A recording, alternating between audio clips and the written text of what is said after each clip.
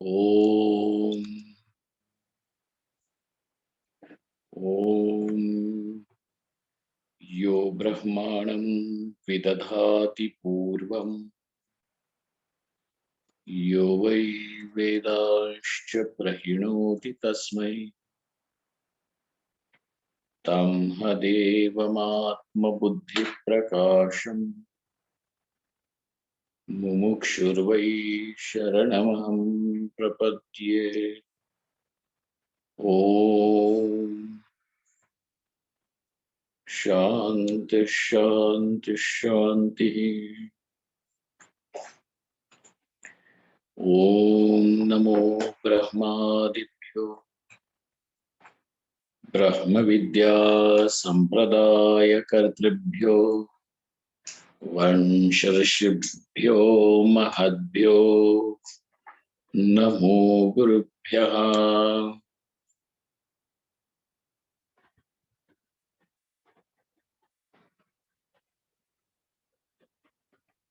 Sarvopaplavarahitaha Prajnanaganaha Pratyagartho Brahmaivahamasmi.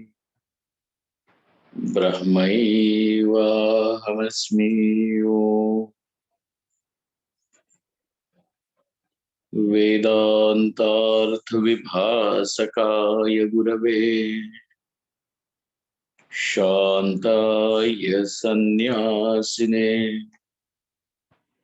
Nanavadi Nagendra Sanghapavaye Yogindra Vandyaya Cha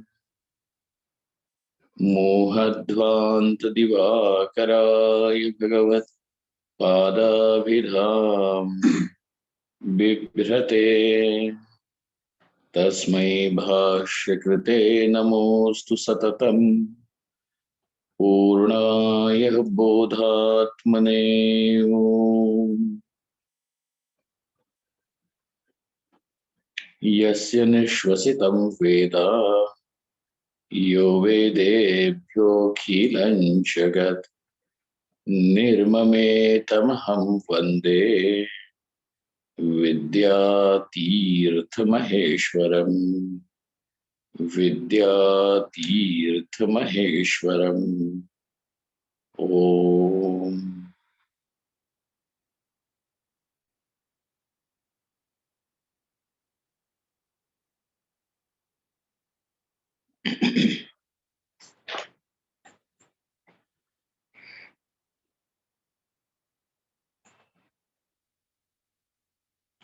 The life and every movement, every action of the Jivan Mukta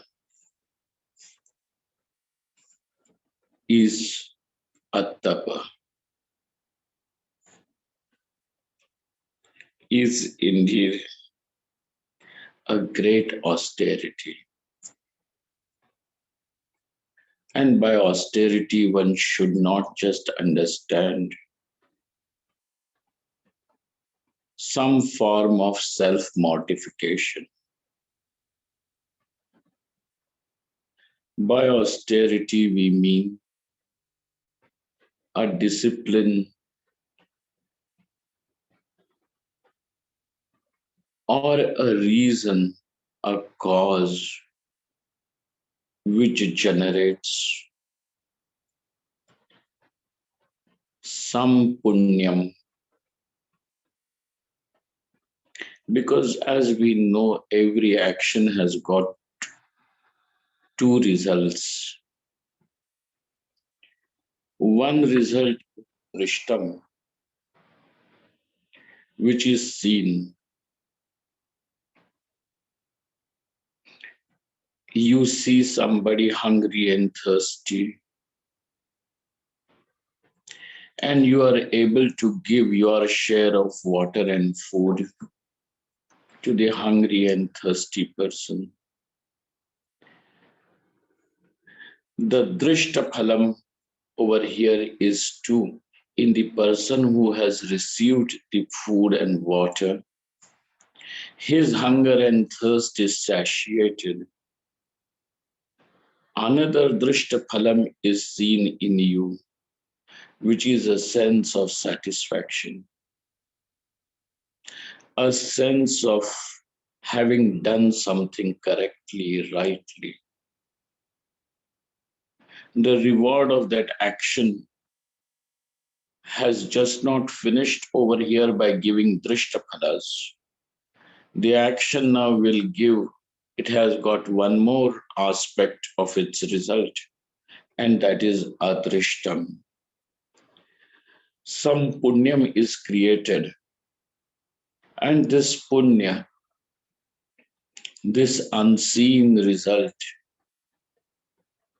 will come back to you in form of some sukha, either in this life or next life.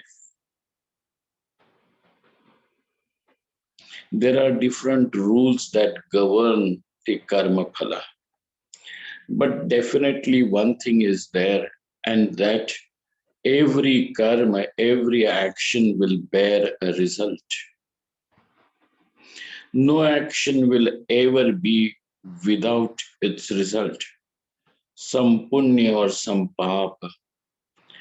To the degree any action is in tandem with dharma, is resonating with righteousness, with the right order of life, will generate punya.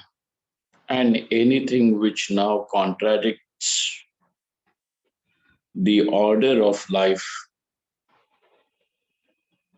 that will generate papa. Punya will bring sukha, and papa will definitely generate dukkham, misery. Misery is not wanted by anyone, and therefore misery is called as anartha, whereas sukham is artham. It is sought by person, every person. We are talking about the actions of the great sage who is a Jivan Mukta. Whatever he does now becomes the tapa which is able to create punya. And therefore, one of the purposes that are accomplished by Jivan Mukti is tapa. It creates that impact. And now please remember, just by the virtue that this person has already the knowledge, now there is no more further births or going into heaven or hell or anywhere for him.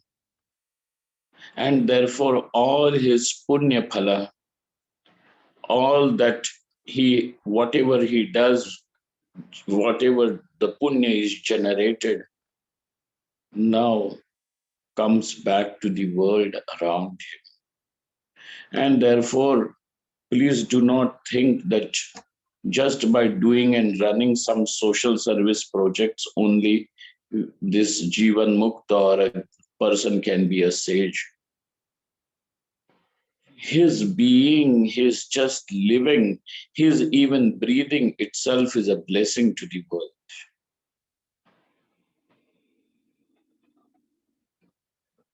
He is an unusual phenomena. And this Jivan Mukti is the birthright for everyone. There is a potential in each person for that.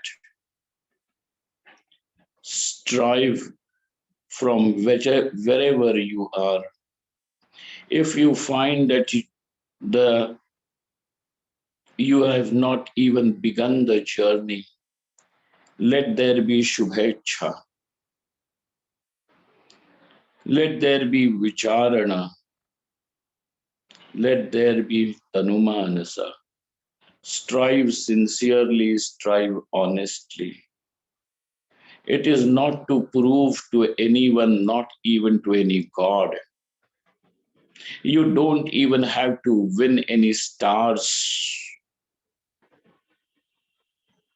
You don't have to win any points so that some god is going to reward you with goodies. This is not to win any stars, any approval, any appreciation. The whole thing is only by yourself, for yourself.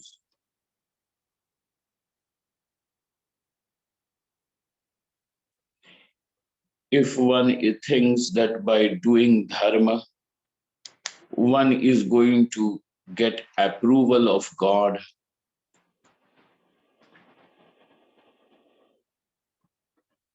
and that's why I'm doing dharma, then that person is still not a mumukshu.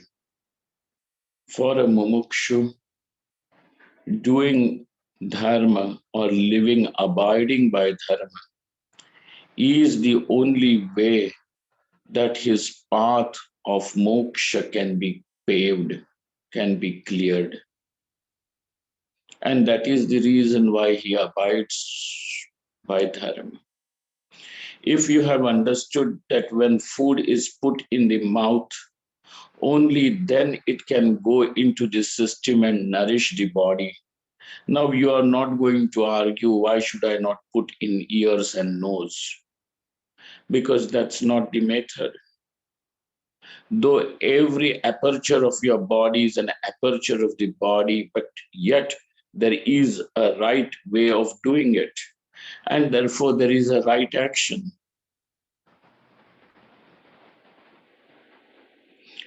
Every action which is in tandem with dharma, with resonating with satyam, resonating with truthfulness, non-violence, aparigraha, etc., that is all dharma. It is just paving your path to moksha, to liberation. If somebody is of the opinion that I can do as much pap as I want, I can loot, plunder, kill, murder, lie, so on and so forth, and yet I will be able to attain liberation. That person is living in a fool's paradise. It is not possible.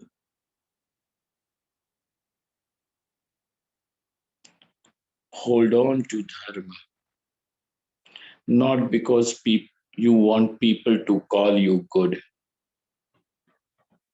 There is no guarantee what is going to be people's opinion, because opinions that people have are so flimsy, they are so slippery, and they are so selfish. Somebody is willing to call you good only if it serves his purpose. Somebody is going to call you good today, and when you are not going to serve his purpose, then that person will just drop you, criticize you,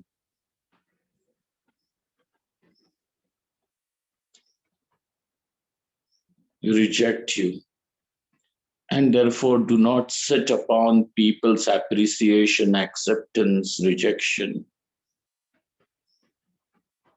That is way far too childish. Abide by dharma, that is a firm foundation.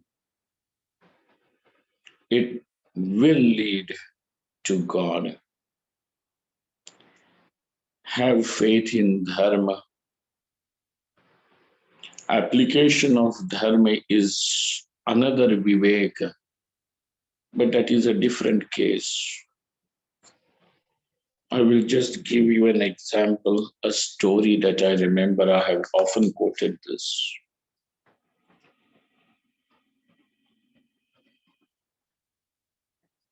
Very, very often, we are also caught in conflicts.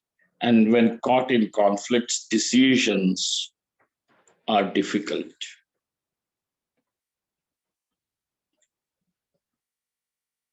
I hope the sound is okay. Is it all okay? Or is it Yes, going? okay. Okay, Okay, Swamiji. Swamiji. Okay, yeah. All right. Okay, Swamiji. In Devi Bhagavatam, there is this story. It's very beautiful. It's really wonderful.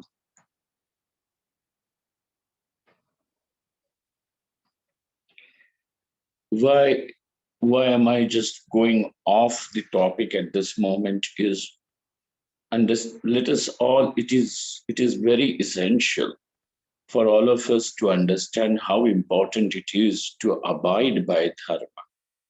It is not abiding by law. We are not talking about legality or something being legal, illegal. I'm talking about righteousness.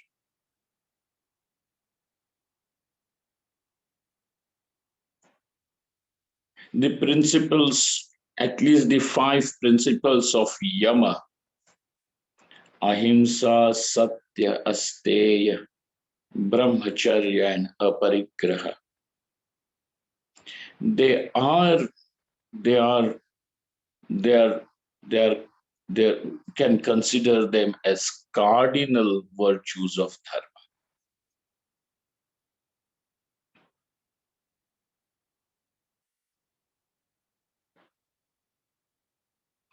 One may not be well versed in scriptures, one may not truly even understand the implication of various rituals, etc.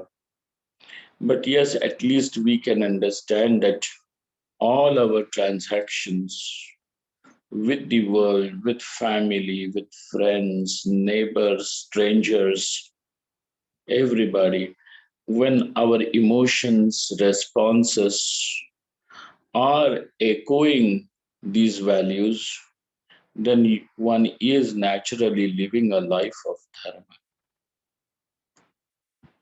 Without dharma, there is no spirituality. Spirituality then is only, without dharma, is a cartoon of spirituality.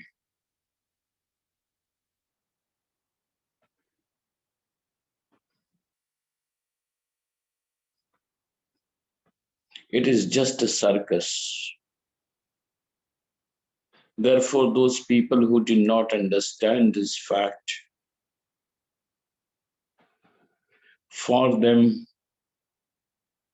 then spirituality just became a mockery. Dharma is essential. In Devi Bhagavatam comes a story. There was a man who was dull witted. From his childhood, he was dull witted. And he was treated by the world very harshly. But his mother and father loved him. But how long the mother and father are going to be with you? One day, even they will have to say goodbye to you and to the world. This boy was just maybe a teenager when both his parents died. He had an elder brother, and this elder brother of his was married. He was married to a woman, and why should she also carry? That is what the worldly people think. Why should she carry the burden of this dull-witted person? She has to cook for him, and he is good for nothing. He can't even do any single thing at home. He is totally useless. And when a person is that useless, everybody is going to consider him as a liability. So this woman finally got fed up of him, and no sooner after his parents had died, she drove him out of the house. He said, "Good for nothing. Even a dog at home is going to guard the place. You can't do even that much." She drove him out. This boy had no place to go. He just walked into the forest and sat under some tree because the tree can offer a shelter against rain and wind. He sat under a big tree, and some punya of his father and mother, perhaps, or maybe his own past punya, he saw a wild boar passing from there. And if you know, when that pack of wild boars pass, the pigs, those piglets and wild boars make a grunting sound, and that grunting sound is something like am. He started imitating it, and unknowingly he did not know what that sound was, but it was just a sound of that boar grunting. And it is whatever sound that he made after listening to those wild animals was the bija mantra of Saraswati. Aim. And he did nothing else. His mind was totally taken over. He was completely absorbed in just that one sound, Aim, and it was a mantra unknowingly. He was initiated in it, and he did it. And Saraswati, the goddess of wisdom,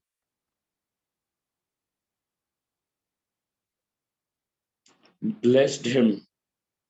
Wisdom dawned in him. He became peaceful, absorbed as a rishi, absorbed in samadhi. He sat in the same place, and when samadhi deepens, we all know the prajna, the wisdom, Ritambhara prajna then is awakened. That is what happened to him. One day, as he was there in that forest under the same tree, he saw a cow running, and it was very obvious from that cow's running and that she was scared, petrified, and she was running for her life. She ran in some direction into the forest, and no soon after the cow had passed, a butcher arrived, panting and sweating in the same place, with a knife in his hand, brandishing a knife in his hand. And that butcher asked him, "Did you see a cow run from here?" No, of course, it was very obvious that the cow was running for her life from this butcher. She had somehow escaped his grip and she had run away. Now there was a conflict. He had to say, "Yes, I have," and in which direction. So if he was to say yes and show the direction, it would become, he would be following truthfulness in his life, but at the same time, he would be causing violence. Don't just consider that only when you kill someone, it becomes violence. Violence is also indirect violence. Even when we support violence, violence is still, we become the partakers of that violence, agents of that violence, of that murder. So it was a conflict between ahimsa and truthfulness. Now, what to follow? If he follows truthfulness, it leads to violence. If he follows violence, if it does not follow violence, it would go against truthfulness.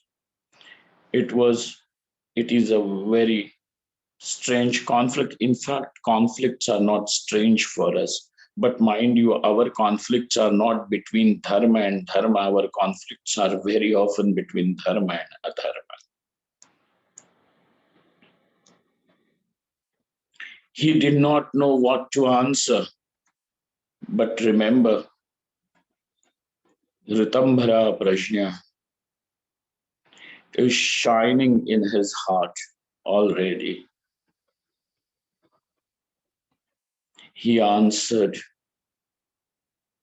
the one who has seen cannot speak, and the one who speaks cannot see. Truthfulness is also protected, and ahimsa is also protected. Because the eyes can see but can't speak, the tongue can speak but cannot see. So the butcher considered him to be a stupid man just talking riddles and left the place. He left the place, the cow was saved. Truthfulness was also protected. So Satyam is also protected. Ahimsa is also protected. Application is a different thing, but at least let us have some faith in Dharma. The life of a Jivan Mukta, every moment, everything is full, is saturated with Dharma, and because of which Punya is there in his every step. This Punya now is not going to be of any use to him because it is not going to lead him into some kingdom of heaven or some Ramani Sukham. It is not going to give him any pleasures or any other thing. He doesn't want it either. And there is no need. He has found his fullness. But this punyam now comes back to the world.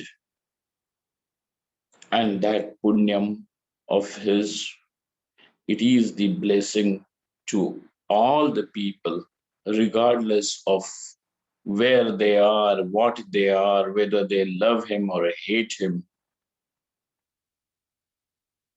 His presence is a blessing to one and all.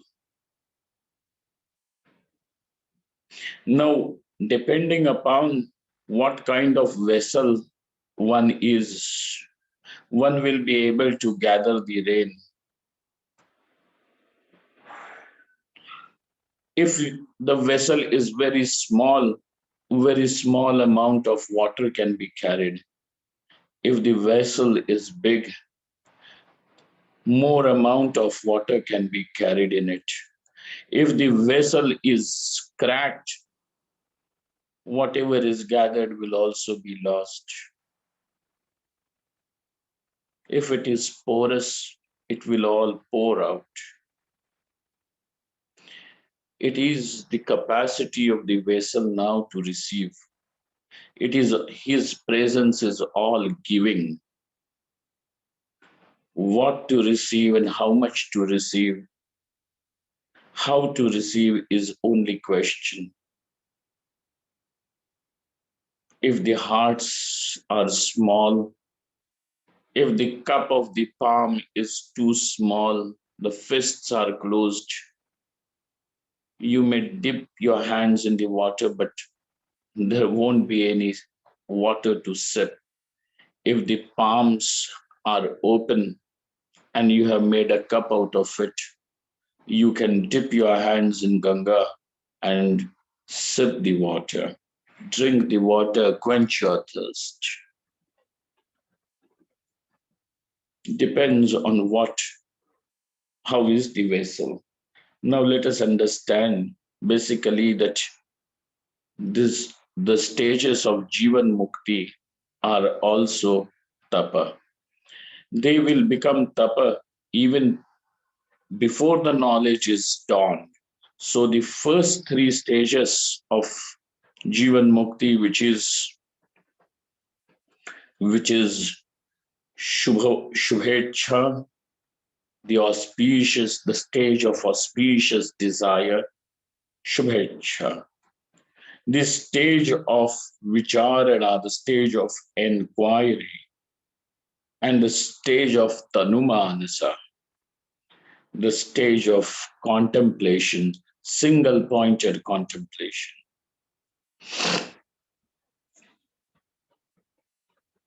This now is tapa.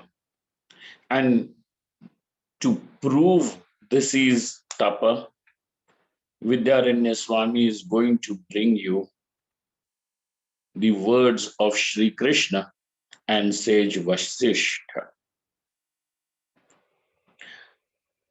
Sri Krishna is prompted to answer this and bring this issue to light through Arjuna's question. Arjuna questions, as somebody who has already attained three first any of these three stages, and he has yet not attained knowledge, the fourth stage, and he dies before that, what would happen to such a person? Will all the efforts that he has put now will be washed down the drain? Will he be left with nothing? Ubhaya vibhrashtaha. Will he become ubhaya vibhrashta?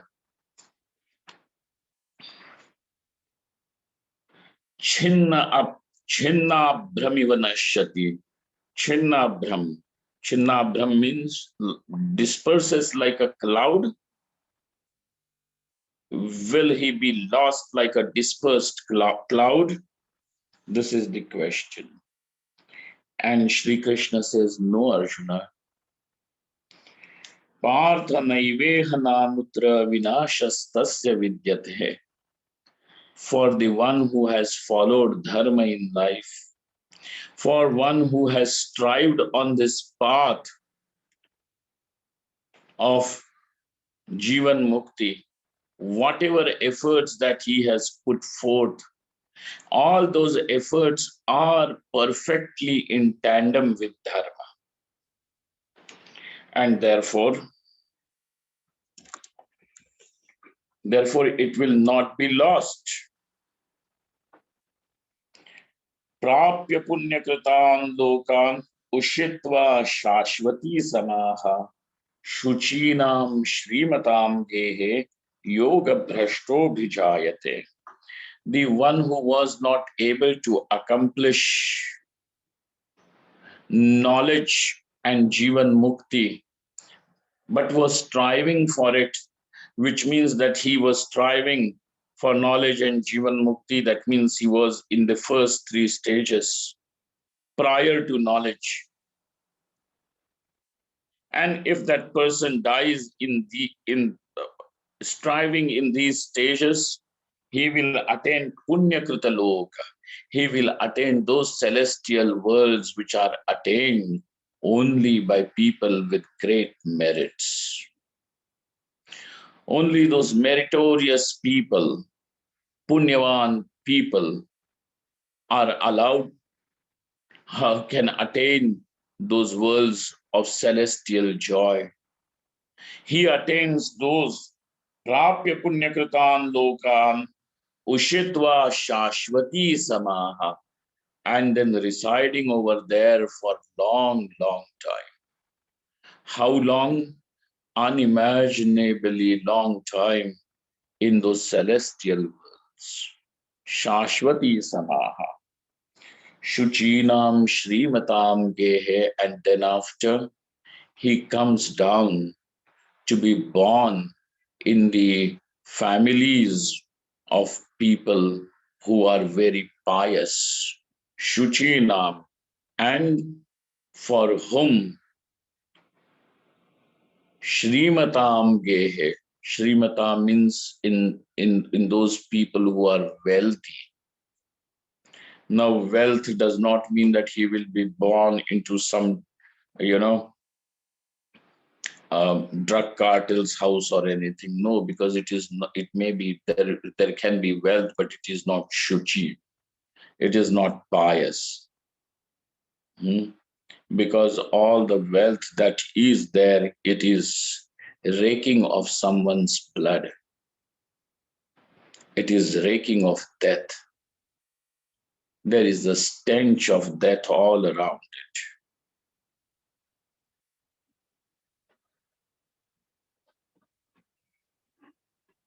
So, not in such places. He will be born in houses of families of pious and wealthy people. Yoga bhrashto vijayate. Athava, otherwise, there is one more option. Athava means a vikalpa is presented, an option is presented. If that person is still has progressed sufficiently even in the third stage, which is Tanumanasa, now he does not require any other circumstances to enhance his progress, but he requires those circumstances which will now support his samadhi abhyasa. Over there, अथवा योगिनामेव kule bhavati dhimatam. He is born in those families to those mothers and father, to that mother and father, to whom spirituality, the path of yoga, the path of self-realization is not an entertainment, but is indeed their own path of living. And so they are yogis. Yoginameva kule bhavati dhimatam. But this form of birth, etadhi durlabhataram loke janma yadidrisham. This kind of birth is indeed rare, because rare are yogis, rare is mumuksha. Then when mumuksha itself is rare, people inspired by mumuksha are rare. And people committed to mumuksha are rare. Then those people, mother and father, such people who are truly indeed mumukshus coming together is rare. And therefore it is, we are talking about such a birth, being born to the yogis is extremely rare. Etadhi durlabhataram loke janma yadidrisham. Idrisham janma loke, asmin loke, in this world is indeed very, very rare. Tatratam buddhi sanyogam labate paurvadehikam. And then having born in very cultured families, pious families, or born to yogis where his urgency is understood even by parents, where his inclination is understood even by parents. Those are not the people who are now going to say, keep quiet and find yourself a job and look at other people, how they are making their careers, and you better go chase some wealth, some more money, chase some girls. That is not what they are going to say. If they find that he is, it does not matter. They are not worried about what the world is going to judge them as. They will say it is fine. So tam buddha samyogam labhate paurvadehikam, and he now gains back the same speed, the same intensity, the same knowledge, the same understanding which was there in his earlier life before attaining the celestial worlds. Paurvadehikam yatate cha tato bhuyaha. And then after he strives with more vigor over there. Tato bhuyaha samsiddhau kurunandana, in order to attain the knowledge and Jivan Mukti, he strives even more with more intensity, more commitment, more determination now in his life. Hey Kurunandana. And therefore, we now know from this Sri Krishna's reply that the tapa, or the first three stages, also are able to give the same result, or in fact, much more than what punya karma can give. It not only gives the result of punya, celestial world, but it also paves the path to moksha. Therefore, karma yoga is far superior than just karma. So now you understand that, therefore, now we have over here that this, it is the first three stages are also taporupa. They are how? They are taporupa. They are in form of the tapas. Shri Rama Vacha. So also now from Bhagavad Gita we understand that it is taporupa. Then Shri Rama says, Ekam athva dvitiyam va tritiyam bhumikamuta arudhasya mrtasyath kidrishi bhagavan gatihi. Oh Bhagavan, oh Lord, this is how one, the teacher is to be revered. Even Shri Ram speaks like that, you can understand.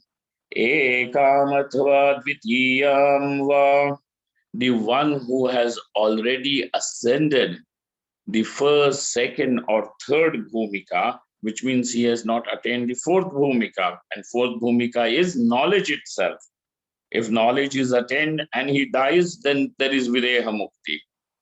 If the knowledge is attained and he still is living because the prarabdha is shesha, then there is jivan mukti.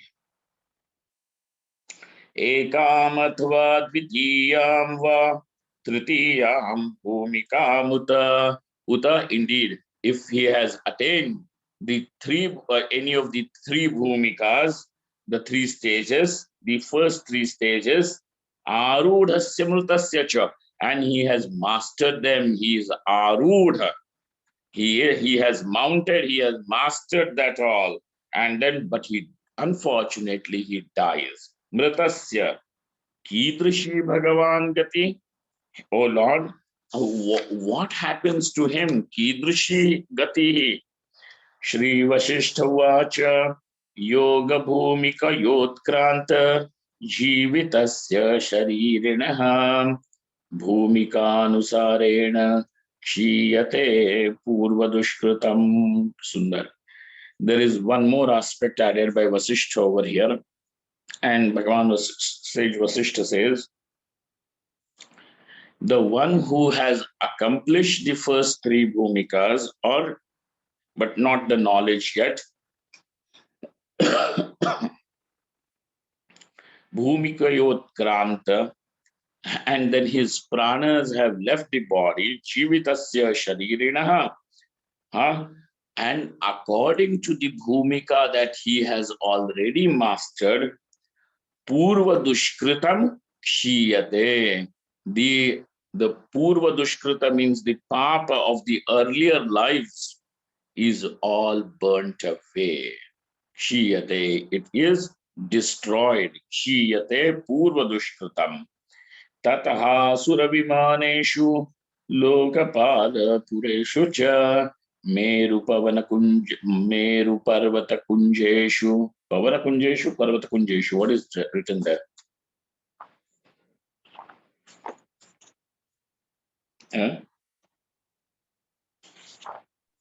In our reading, it's Pavana Kunjeshu.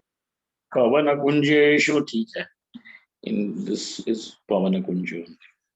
Meru pavanakunjeshu ramate ramani sakha bhukte sukrita sambhare dushkrute cha parakrite bhogakshaya parikshine jayante yogino bhuvi bhogakshaya parikshine jayante yogino bhuvi. And then after he rides on the viman, he rides on the vimana. Vimana are those celestial vehicles.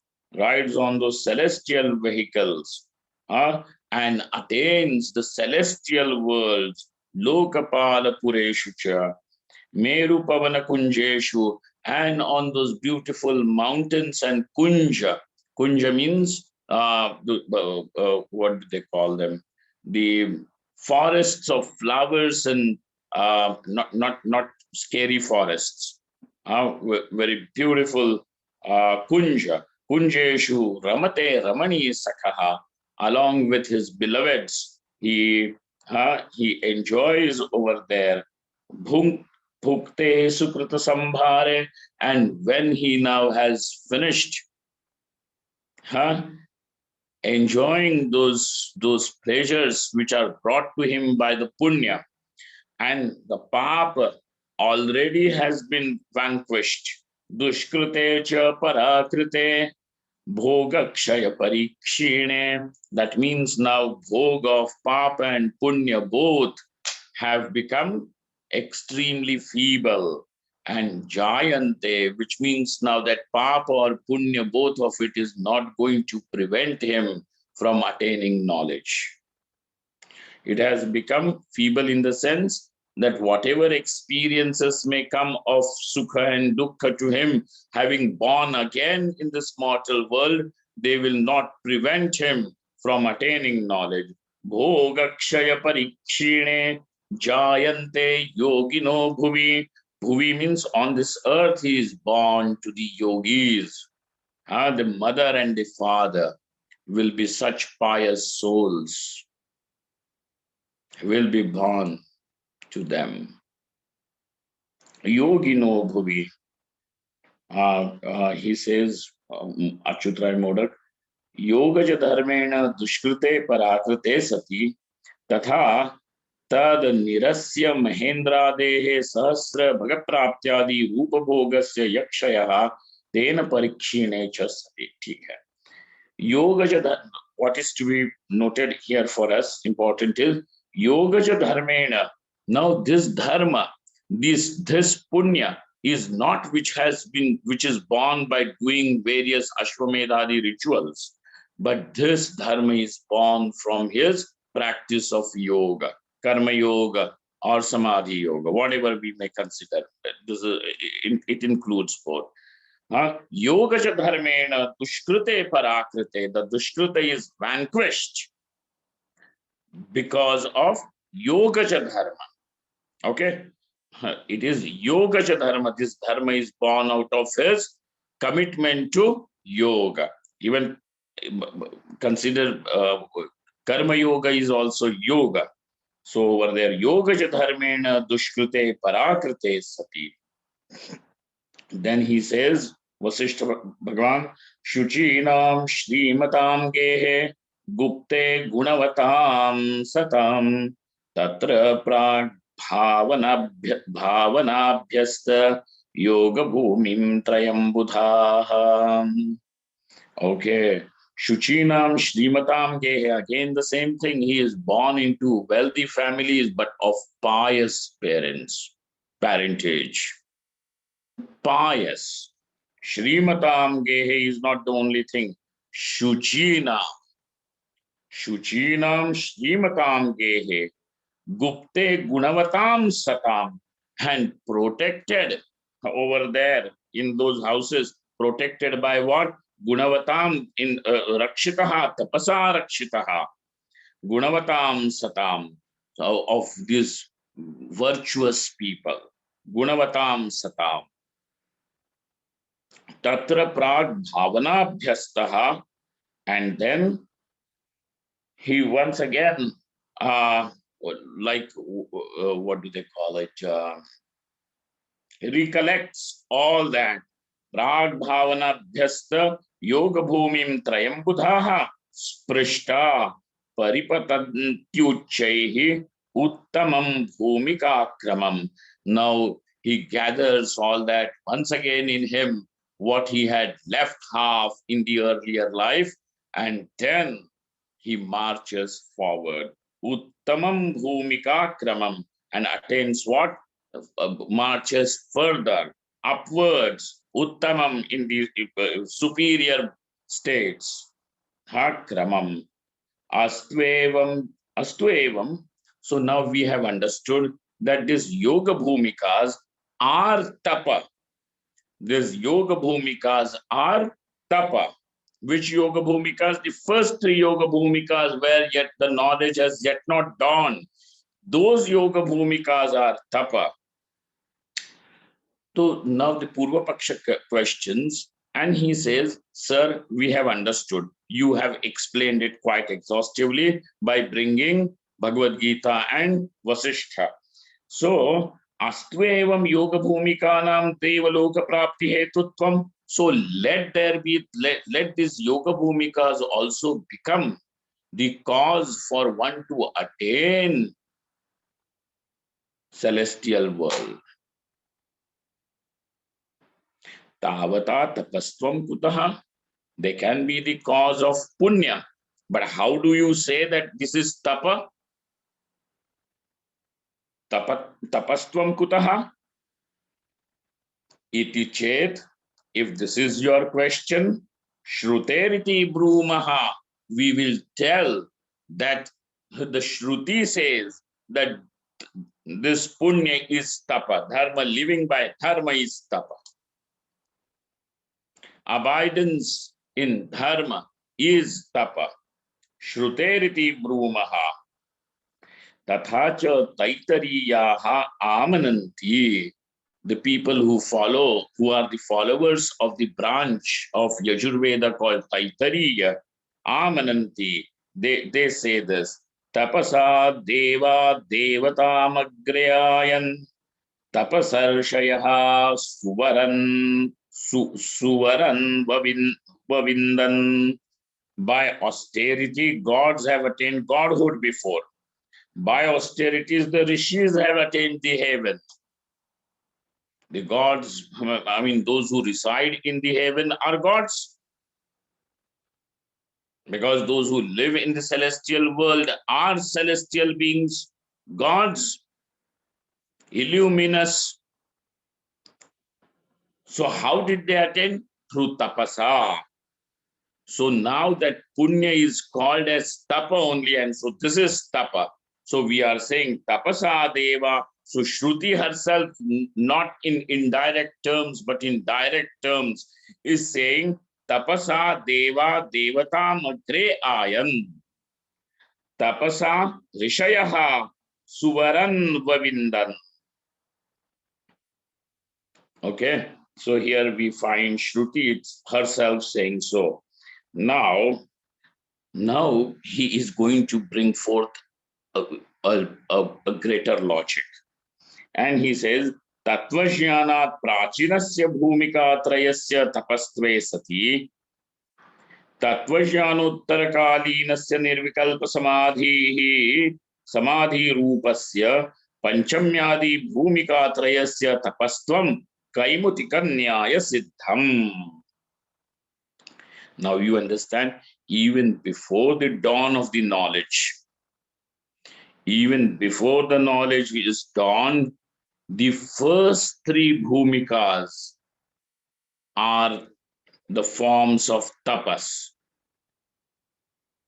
are the forms of tapas. Now, Tattvajnana Uttarakalinasya.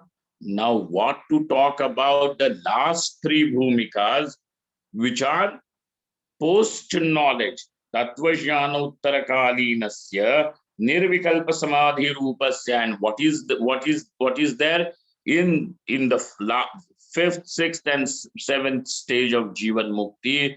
There is only predominance only of Nirvikalpa Samadhi. That is the feature of Jivan Mukti. Nirvikalpa Samadhi Rupasya Panchamyadi Bhumika Trayasya Tapastvam Kaimutikanyaya Siddham. Then there is no need even to say that this is tapa. Because even where there was no knowledge or not even samadhi, those bhumika, not nirvikalpa samadhi and not even knowledge there, but striving for knowledge, preparing oneself for knowledge, could become the source of such punya. What to talk about this? Now, if somebody says, as a citizen of India, I have the right to vote. Now then, I have the right to vote. Does anybody need to say that the president of India has right to vote too? What? He is the first citizen of India, the president of India. Kaimutika Nyaya Siddham. If an ordinary citizen has the right to vote, what to talk about the first person of the first citizen of the country? Kaimutika Nyaya Siddham. Tatrapi Manamaha. And over there also we are going to tell you that it is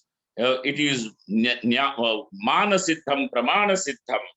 Manasaschendriyanam cha aikagryam paramam tapaha tajjaya sarvadharmebhyaha sadharma para uchyate. Very beautiful. Mahabharata, he is bringing a quotation from Mahabharata, which is a pramanam. He says, Manasaha cha indriyanam. Now disciplining the mind, disciplining the senses, everything is tapa. All this is aikagryam paramam tapa, and this is not ordinary tapa.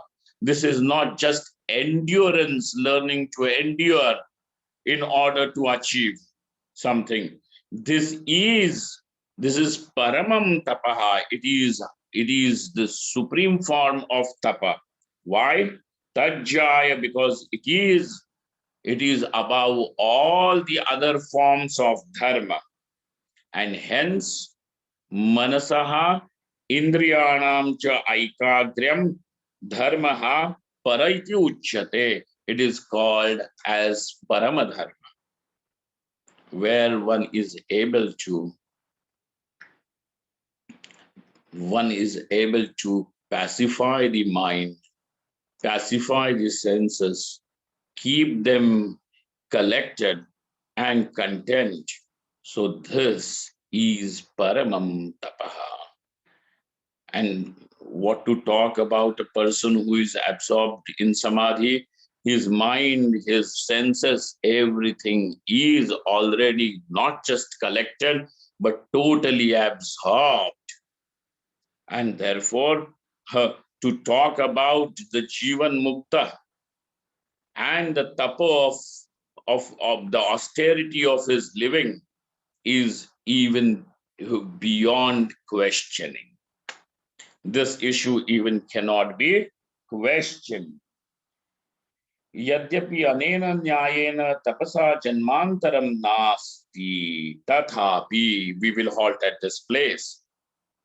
Now, all other forms of tapa can make you attain heaven and all those things, celestial worlds. But question is, This Jivan Mukta sir has no future births because he is liberated whilst living only. Now, what will that tapa do? What will that tapa give? Janmantaram nasti.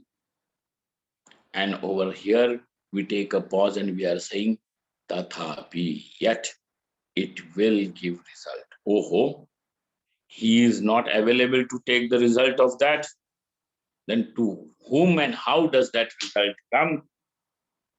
What happens to his tapa is what we have to see now. And we will be able to cover this just tomorrow. And because the rest of the portion from this section concerning the tapa are various details of upasana. Maybe, when we are prepared, we will go through that. But presently, just understanding this much will give us a clear idea that through Jivan Mukti, tapa is accomplished, and that tapa is a blessing to the entire world of beings, to all, whether it is an ant or whether it is some sacrilegious person or some person who adores such a master dearly. To everyone, his life is a blessing. Okay, let us see that when we meet tomorrow. Om yasya nishvasitam vedaha yo vedebhyo khilan jagat nirmametamaham vande vidyatirthamaheshwaram. Om Purnamadah Purnamidam Purnat Purnamudachyate Purnasya Purnamadaya Purnamevavashishyate. Om Shanti Shanti Shanti. Shankaram Shankaracharyam Keshavam Badarayanam Sutrabhashyakrito Vande Bhagavanto Punah Punah Ishvaro Gururatmiti Murti Bheda Vibhagine Vyomavadvyapta Dehaya Dakshinamurtaye Namaha. Thank you.